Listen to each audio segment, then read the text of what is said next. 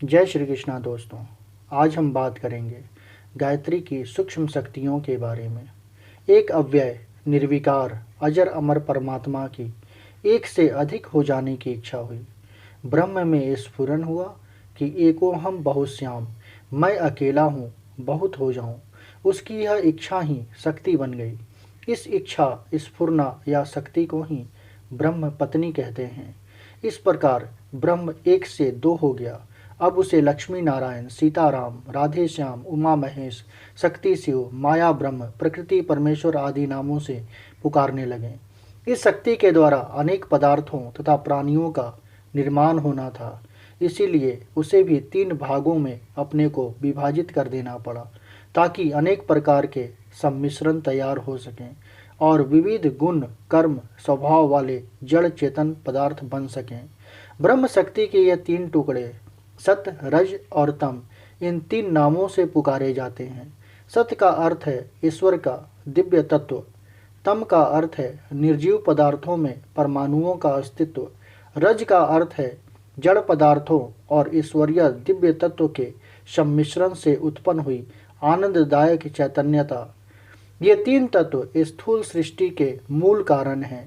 इनके उपरांत स्थूल उपादान के रूप में मिट्टी, पानी, हवा, अग्नि, आकाश, ये 5 स्थूल तत्व और उत्पन्न होते हैं। इन तत्वों के परमाणुओं तथा उनकी शब्द, रूप, रस, गंध, स्पर्श, तन्मात्राओं द्वारा सृष्टि का सारा कार्य चलता है। प्रकृति के 2 भाग हैं। सूक्ष्म प्रकृति, जो शक्ति प्रवाह के रूप में प्राण संचार के रूप में कार्य करती है, वह सत, रज और तममयी है। स्थूल प्रकृति, जिससे दृश्य पदार्थों का निर्माण एवं उपयोग होता है, परमाणुमयी है। यह मिट्टी, पानी, हवा आदि स्थूल पंच तत्वों के आधार पर अपनी गतिविधि जारी रखती है। इससे यह स्पष्ट होता है कि पहले एक ब्रह्म था, उसकी स्फुरना से आदि शक्ति का आविर्भाव हुआ। इस आदि शक्ति का नाम ही गायत्री है।